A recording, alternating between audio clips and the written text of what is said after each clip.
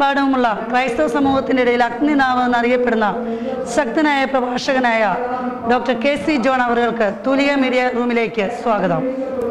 കാലഘട്ടത്തിൻ്റെ ഒരു ശബ്ദമായി മാറിയിരുന്ന, കാലഘട്ടത്തിൽ അനേകരെ രക്ഷയിലേക്ക് നടത്തിയ, ജയിലിൽ പോലും സുവിശേഷത്തിൻ്റെ മാറ്റലുകൾ എത്തിക്കുകയും അവിടെ നിന്ന് അനേകർ മാനസാന്തരത്തിലേക്ക് കടന്നു വരികയും ചെയ്ത ശക്തമായ ഒരു പ്രഭാഷണത്തിൻ്റെ ഉടമയായിരുന്ന പാസ്റ്റർ KC ജോൺ ഇന്ന് തൂലിക പ്രേക്ഷകർക്കൊപ്പം നമ്മളോടൊപ്പം മീഡിയ റൂമിലായിരിക്കുന്നു. Pastor KC John.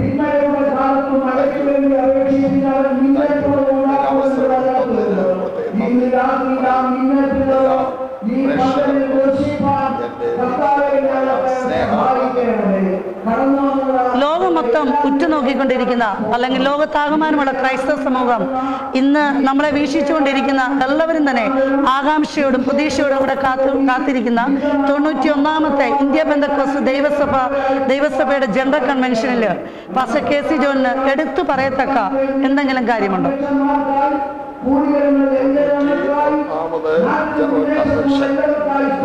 വളരെ പ്രതീക്ഷ ഉളവാക്കുന്ന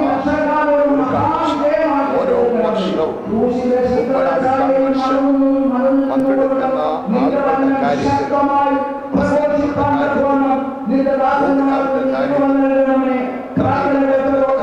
ഭക്ഷണത്തിന്റെ കാര്യത്തിലെല്ലാം ഈ വർഷവും വളരെ മികവുള്ള രീതിയിൽ ഇവിടെ എല്ലാ കാര്യങ്ങളും ക്രമീകരിച്ചിരിക്കുന്നു.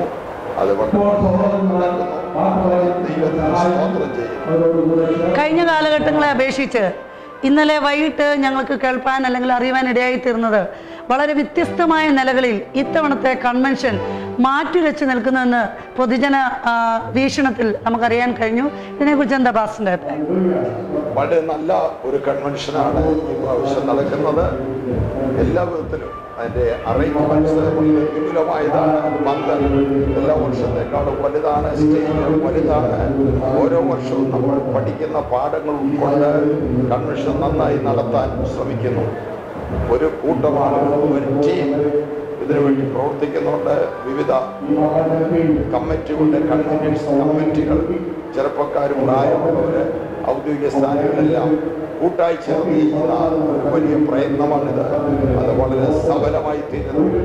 അതിൽ സന്തോഷമുണ്ട്. ഇന്ത്യ പെന്തക്കോസ്ത് ദൈവസഭയിലെ ഒരു ടീംവർക്കിനെ കുറിച്ചാണ് നാം ഇപ്പോൾ കേട്ടത്.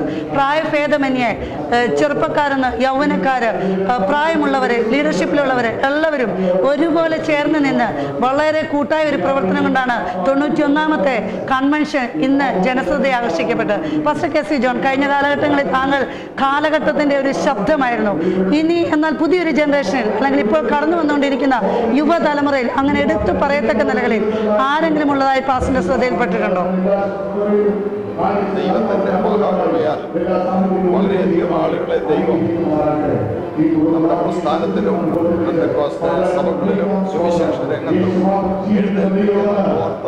ദൈവത്തെ സ്തുതിക്കുന്നു. ഈ കാലഘട്ടത്തിൽ ദൈവം ഉപയോഗിക്കുന്ന യുവപ്രാസംഗികർക്ക് നിരവധി അവസരങ്ങൾ നൽകിയിട്ടുണ്ട്. കഴിഞ്ഞ ദിവസങ്ങളിൽ പ്രസംഗിച്ച ആളുകളെല്ലാം തന്നെ വളരെ നവീനമായ കാഴ്ചപ്പാടുണ്ട്. വളരെ ഊർജ്ജസ്വലരായി ദൈവത്തിന്റെ വചനം അറിയിച്ചു. ദൈവജനത്തിന് വളരെ അനുഗ്രഹമാണ്.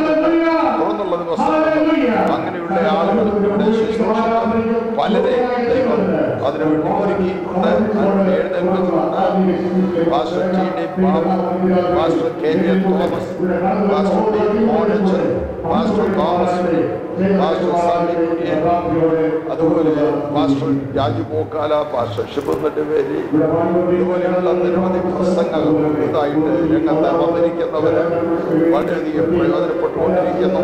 ഞാൻ വളരെ കുറച്ച് പേരെ പറഞ്ഞുള്ളൂ.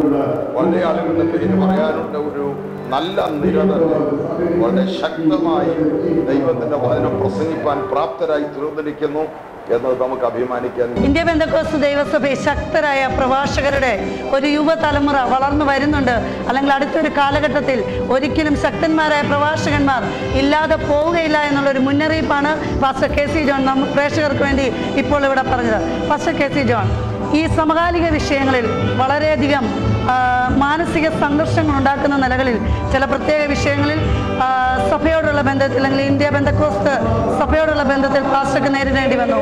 അതിലേറ്റവും മാനസികമായി തന്നെ തളർത്തിയ അല്ലെങ്കിൽ ബുദ്ധിമുട്ടിലാക്കിയ ഒരു സംഭവം എടുത്തു പറയുവാൻ കഴിയുമോ? വിശ്വാസം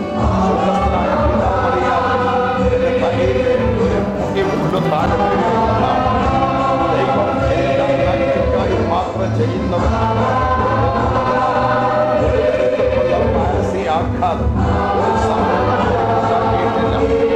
ഞാൻ സംഘടനാപരമായ കാര്യങ്ങളെയല്ല ശുശ്രൂഷാപരമായ കാര്യങ്ങളെയാണ് ശ്രദ്ധിക്കുന്നത്. ശുശ്രൂഷയ്ക്കാണ് ദൈവത്തെ വിളിച്ചത്. അതിന് എനിക്ക് ചർച്ചകൾ പ്രസംഗിക്കാനുള്ള ഒരു പ്ലാറ്റ്ഫോം മാത്രമാണ് സംഘടന. ഏറ്റവും വലുത് എൻ്റെ മിനിസ്ട്രിയാണ്. എൻ്റെ മിനിസ്ട്രിക്ക് ഒരു മോഡൽ പോലും ഏൽപ്പിക്കാൻ ഇത്തരം ഒരു കാര്യമൊക്കെ കഴിഞ്ഞിട്ടില്ല. മുമ്പലത്തേക്കാൾ അതിശക്തമായിരിക്കുന്ന പ്രസംഗിക്കാൻ എനിക്ക് മാനസികമായ വലിയ സ്വാതന്ത്ര്യം ഉണ്ടായിരിക്കുന്നു. അതുകൊണ്ട് എനിക്ക് അങ്ങനെയുള്ള പ്രയാസങ്ങൾ ഉണ്ടായിട്ടില്ല. പക്ഷേ ആളുകൾക്ക് മനസ്സിലാക്കാൻ ബുദ്ധിമുട്ടാണ്. എൻ്റെ ചില രീതികൾ ഞാൻ ജീവിതത്തെ കാണാൻ വ്യത്യസ്തമായിട്ടാണ്. അതുകൊണ്ട് എന്നെ സത്യസന്ധമായി തൂലിക പ്രേക്ഷകരോട് ഞാൻ പറയുകയാണ്. ജീവിതത്തിൽ എത്ര പ്രതിസന്ധികൾ കടന്നു വന്നാലും എത്ര ബുദ്ധിമുട്ടുകൾ കടന്നു വന്നാലും ദൈവത്തിൻ്റെ വലിയ വിളിയും ദൈവത്തിൻ്റെ വലിയ തെരഞ്ഞെടുപ്പും തൻ്റെ മേൽ നിലനിൽക്കുന്നുണ്ട്. കേസുകൾക്കപ്പുറത്ത് പ്രശ്നങ്ങൾക്കപ്പുറത്ത് താൻ ആത്മീയ ശുശ്രൂഷയിൽ ശ്രദ്ധ കേന്ദ്രീകരിക്കുന്നത് തുലിയ പ്രേക്ഷകർക്ക് വേണ്ടി പാസ്റ്റർ കെ സി ജോൺ ഇപ്പോൾ നമ്മളോട് ഷെയർ ചെയ്ത് കഴിഞ്ഞു. പാസ്റ്റർ, കേസിന് പോകാതെ ആത്മീയ ശുശ്രൂഷകൾക്ക് മുൻതൂക്കം കൊടുക്കുവാൻ പാസ്റ്ററിനെ പ്രേരിപ്പിച്ച ഘടകം എന്താ?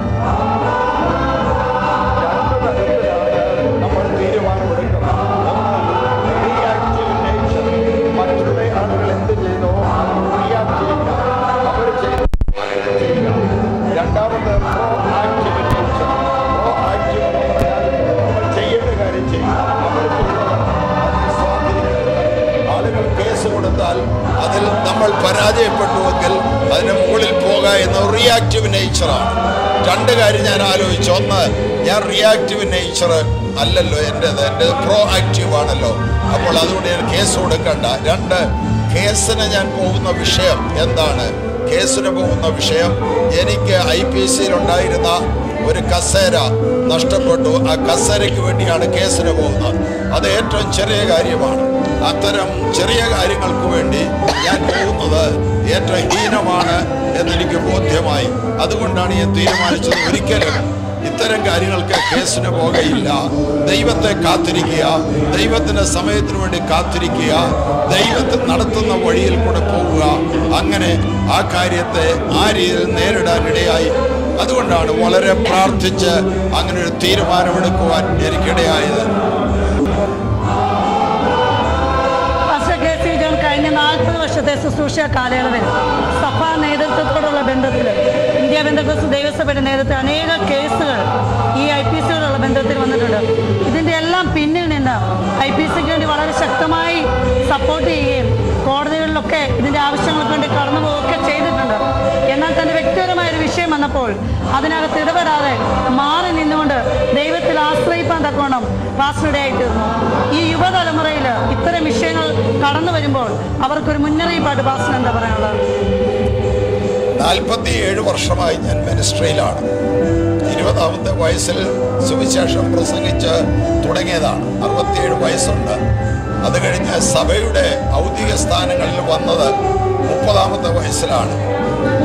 37 വർഷമായിട്ട് സഭാ കൗൺസിലുകളിൽ പ്രവർത്തിക്കുന്നുണ്ട്. ഔദ്യോഗിക സ്ഥാനങ്ങളിൽ സ്റ്റേറ്റ് സെക്രട്ടറിയായി 9 വർഷം പ്രവർത്തിച്ചു. ജനറൽ പ്രസിഡന്റായി 6 വർഷം പ്രവർത്തിച്ചു. അതിനു മുമ്പ് തന്നെ PYPയുടെ പ്രസിഡന്റായി 3 വർഷം പ്രവർത്തിച്ചു. ഇങ്ങനെ വിവിധ നിലകളിൽ പ്രവർത്തിച്ചതിൽ ഓരോ കാലഘട്ടത്തിൽ ആത്മീകമായ കാഴ്ചപ്പാടുകൾക്ക് ജനങ്ങൾക്ക് മാറിക്കൊണ്ടിരിക്കും. ഈ കാലത്ത് ആളുകൾ കൂടുതൽ പ്രാധാന്യം കൊടുക്കുന്നത് നിയമപരമായ കാര്യങ്ങൾക്കാണ്, ഭരണത്തിനാണ്. ഭരണം, നിയമം. ഇത്ര വലിയൊരു ക്രൂഷ്യൽ സിറ്റുവേഷൻ ജീവിതത്തിൽ കടന്നു വന്നപ്പോൾ നമ്മുടെ ഒപ്പം നിന്ന കൂട്ടു സഹപ്രവർത്തകർ അവരുടെ പ്രതികരണം എന്തായിരുന്നു? അവർ പാസ്റ്റിനെ എൻകറേജ്, അതായത് ആത്മീയമായിട്ടും മാനസികമായിട്ടും സ്ട്രെങ്തൻ ചെയ്തോ, അതോ ജീവിതത്തിൽ പിന്നോട്ട് പോകത്തക്ക നിലകളിൽ തന്നെ വേദനിപ്പിക്കുന്ന അനുഭവം ഉണ്ടായിട്ടുണ്ടോ? നിശ്ചയമായിട്ടും IPSCയുടെ ജനറൽ പ്രസിഡന്റ് അദ്ദേഹം എന്നെ ധൈര്യപ്പെടുത്തി. നിശ്ചയമായിട്ടും പാസ്റ്റർ KC ജോൺ വീണ്ടും IPSCയുടെ ഔദ്യോഗിക സ്ഥാനത്ത് വരും. ഇത് പൈശാചികമായൊരു പോരാട്ടമാണ്, പ്രാർത്ഥിച്ച് ജയിക്കണം എന്ന് അദ്ദേഹം പറഞ്ഞു.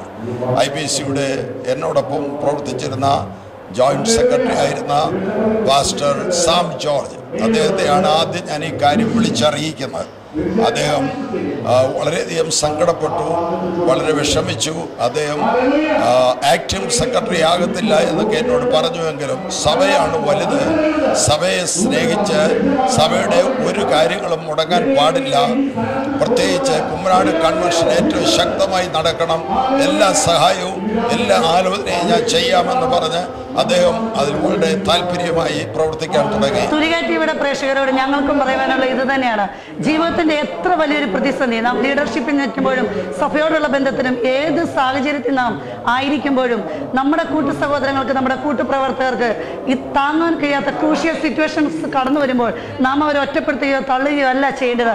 മറിച്ച് പ്രതിസന്ധികളിൽ താങ്ങായി നിന്ന്, തണലായി നിന്ന്, അവരെ ആത്മീയമായി ഉത്തേജിപ്പിച്ചുകൊണ്ട് സംഭവിച്ചു പോയ വിഷയങ്ങളിൽ നിന്ന് കരകയറിക്കൊണ്ട് പുതിയ നേതൃത്വ നിരകൾ കടന്നു വരുമ്പോൾ തന്നെ തനിയാവർത്തനങ്ങൾ ആവർത്തിക്കപ്പെടാതിരിക്കാൻ ചില മാറ്റങ്ങൾക്ക്, ക്രമീകരണങ്ങൾക്ക് അത് കാരണമാകത്തക്ക നിലകളിൽ ഈ കൂട്ടായ ഒരു ടീം സ്പിരിറ്റ് നമ്മുടെ സമൂഹത്തിൽ വളർന്നു വരേണ്ടതിൻ്റെ ആവശ്യകതയെക്കുറിച്ചാണ് പാസ്റ്റർ KC ജോണിന്റെ വാക്കുകളിൽ നമുക്ക് ധരിച്ചു നിൽക്കുന്നത്. പാസ്റ്റർ KC ജോൺ, തന്റെ കുടുംബം ഇതിനെ എങ്ങനെ കണ്ടു? കുടുംബം ഈ സംഭവം ഉണ്ടായിക്കഴിഞ്ഞപ്പോൾ എന്നോടൊപ്പം പ്രാർത്ഥിക്കാനായിട്ട് തയ്യാറായി. ഞങ്ങൾ ഉപവസിച്ച് പ്രാർത്ഥിച്ചു. എൻ്റെ സഹധർമ്മിണി, എൻ്റെ മക്കൾ, ഞങ്ങളെല്ലാവരും കൂടെ പ്രാർത്ഥിച്ചാണ് കേസിന് പോകണ്ട എന്ന തീരുമാനമെടുക്കുന്നത്.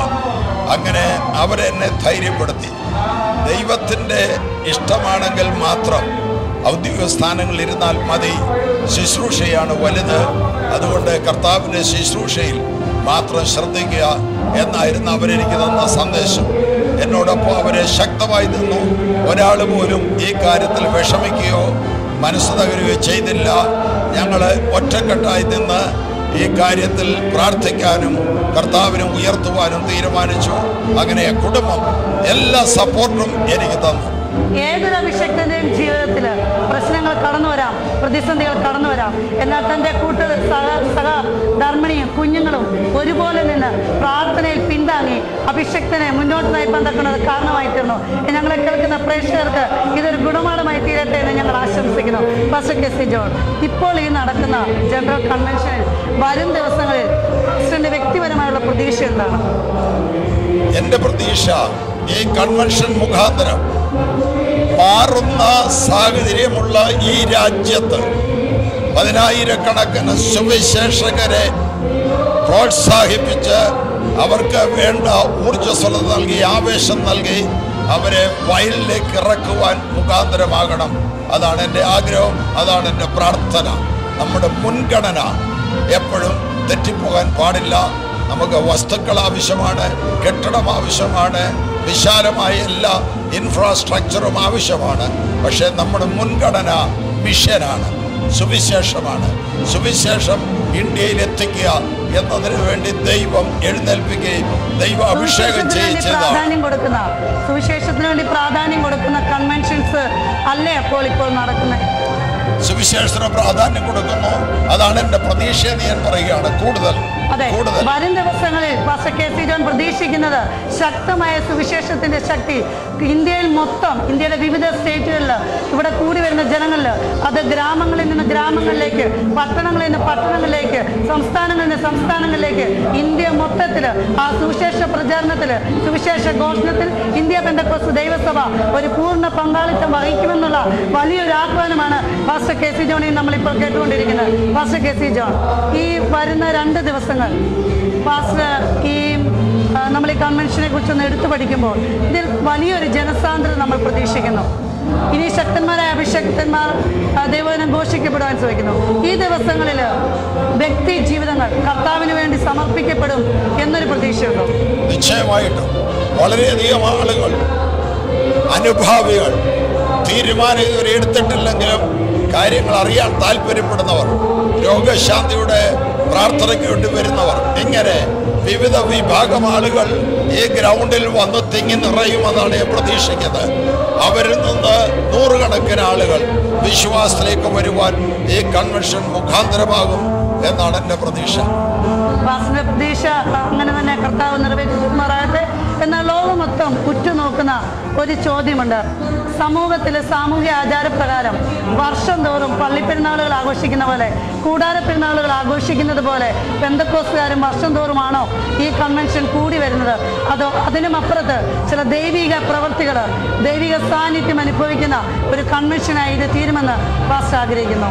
നിശ്ചയമായിട്ടും ഈ കൺവെൻഷന്റെ കഴിഞ്ഞ ചില വർഷങ്ങളിലെ ചരിത്രം നോക്കിയാൽ കുമ്പനാട് കൺവെൻഷനിൽ വെച്ച് ആവേശം ഉൾക്കൊണ്ടുകൊണ്ടാണ് ഓരോ പിൻകോഡിലും സഭ തുടങ്ങാനായിട്ട് ആളുകൾ തീരുമാനിച്ചത്.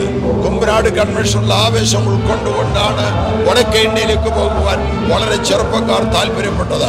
കുമ്പനാട് കൺവെൻഷന്റെ സന്ദേശം കേട്ടാണ് പ്രതികൂലങ്ങളിലും പ്രതിസന്ധികളിലും ശക്തിയോടെ നിൽക്കുവാൻ വളരെ ആളുകൾ തീരുമാനമെടുത്തതെന്ന് അവർ തന്നെ നേരിട്ട് എന്നോട് പറഞ്ഞിട്ടുണ്ട്. ഇന്ത്യയുടെ പല സംസ്ഥാനങ്ങളിൽ പോകുമ്പോൾ അവിടെയുള്ള നമ്മുടെ കർത്തൃദാസന്മാർ ഞാനുമായി പങ്കുവച്ചിട്ടുണ്ട്. ഓരോ വർഷങ്ങളിൽ അവരിവിടെ വന്ന് ഉൾക്കൊണ്ട ആത്മീയ ചൈതന്യം, ആത്മീയ നടത്തിപ്പ് അതിപ്പോഴും നടക്കുന്നുണ്ട്. ഒരു വശത്ത് ഇതിനെക്കുറിച്ച് പല നെഗറ്റീവായ കാര്യങ്ങൾ പറയാൻ ആളുകൾക്ക് കഴിയുമെങ്കിലും ഈ കൺവെൻഷനിൽ, കുമ്പനാട് കൺവെൻഷനിൽ ദൈവത്തിൻ്റെ വലിയ പ്രവൃത്തി എല്ലാ വർഷവും നടന്നു വരുന്നു എന്നത് സത്യമായ കാര്യമാണ്. അതിനെ നിഷേധിക്കുവാൻ ആർക്കും കഴിയുകയില്ല. തുലിക ടിവിയുടെ പ്രേക്ഷകർക്ക് വേണ്ടി തുലിക ടിവിയുടെ പ്രേക്ഷകർ ആത്മീയമായി ശക്തിപ്പെടണം. ദൈവത്തിന് വേണ്ടി ഏറ്റവും കൂടുതൽ, ഏറ്റവും ശക്തിയോടെ മാക്സിമം പ്രവർത്തിക്കാനുള്ള സമയമാണ്. പ്രത്യേകിച്ച് യേശു ക്രിസ്തു ഏകരക്ഷകൻ, യേശു ക്രിസ്തു നിസ്തുല്യനായ രക്ഷകൻ, യേശു ക്രിസ്തു മാത്രം ഈ ലോകത്തിന്റെ ഏക പ്രതീക്ഷ എന്നുള്ള സന്ദേശം ലോകമെങ്ങും എത്തിക്കുവാൻ തുലിക പ്രേക്ഷകർ അതിനെ മനസ്സുവയ്ക്കണം, അവർ തയ്യാറാകണം. അതിനു വേണ്ട സപ്പോർട്ട് ഈ തുലിക ടിവിക്ക് നിങ്ങൾ നൽകി കൊടുക്കണം. ഇതാണ് എനിക്ക് പറയാനുള്ളത്. Thank you K C. John pastor. ഞങ്ങളെ വീക്ഷിച്ചുകൊണ്ടിരുന്ന എല്ലാ പ്രേക്ഷകരോടും ഞങ്ങൾക്ക് ഇന്ന് സന്ധ്യാസമയത്ത് പറയാനുള്ള ആഹ്വാനം ഇതാണ്. ലോകമെമ്പാടുമുള്ള ക്രൈസ്തവ സമൂഹത്തിന് മാത്രമല്ല, ലോകമെമ്പാടും ഇന്ത്യയിൽ മൊത്തത്തിൽ സുവിശേഷ പ്രചരണത്തിന് ഒരു ശക്തരായ വക്താക്കളാക്കി ഈ ദിവസങ്ങൾ ഇന്ത്യ പെന്തക്കോസ്ത് ദൈവസഭ മാറണമെന്ന് ആശംസിച്ചുകൊണ്ട് ഒരു ഷോർട്ട് ബ്രേക്കോടുകൂടെ ഉടൻ ഞങ്ങൾ അടുത്ത അതിഥിയുമായിട്ട് ഈ തുലിക മീഡിയയിൽ എത്തുന്നതായിരിക്കും. നമസ്കാരം.